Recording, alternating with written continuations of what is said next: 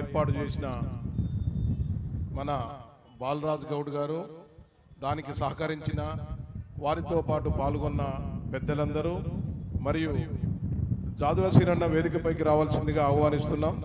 పెద్దలు గౌరవనీయులు అన్న కనకమామిడి స్వామి గౌడ్ గారు,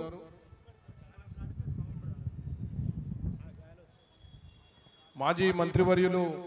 అన్న శ్రీనివాస్ గౌడ్ గారు, మహేష్ అన్న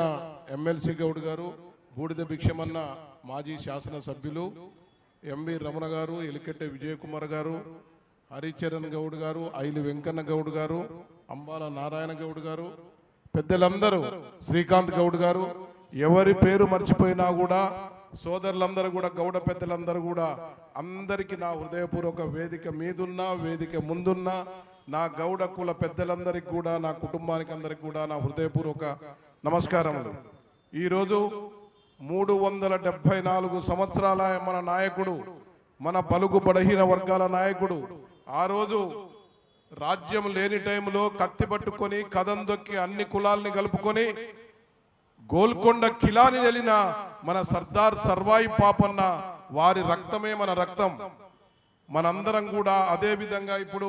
విజయ్ కుమార్ అన్న చాలా చక్కగా చెప్పిండు. పెద్దలందరూ తెలంగాణ రాష్ట్రాన్ని, తెలంగాణ వచ్చినప్పుడు గడగడలాడించి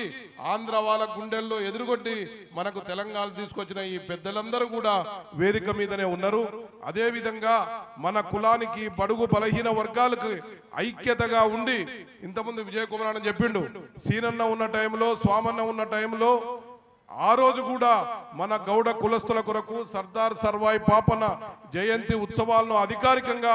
ఏర్పాటు చేసుకున్న కొరకు ఏర్పాటు చేసిన సీనన్న, అటు తర్వాత ట్యాంకు బండి మీద శంకుస్థాపన ఆగిపోయింది. ఇప్పుడు మహేష్ అన్న వేదిక మీద ఉన్నాడు, పొన్నం ప్రభాకర్ అన్న మంత్రిగా ఉన్నాడు. వీళ్ళందరూ కలిసి దాన్ని అట్టి కార్యక్రమాన్ని ముగించాల్సిందిగా మీ అందరినీ ఒక ఈ 374 ఈ యొక్క సర్దార్ సర్వాయి పాపన జయంతి ఉత్సవంగా మిమ్మల్ని నేను వేడుకుంటున్నాను, కోరుతున్నాను. ఇకపై విజయ్ కుమార్ గారు చెప్పిర్రు, మనందరం కూడా, ఎంవి రమణ గారు అందరం కూడా ఐక్యతగా ఉండి బడుగు బలహీన వర్గాల కొరకు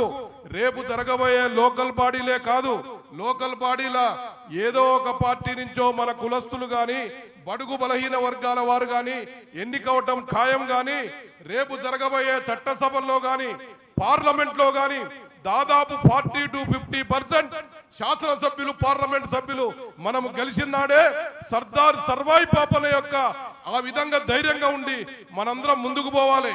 ఆర్థిక పరంగా కొంతమంది ఉన్నా, కొంతమంది లేకపోయినా కూడా,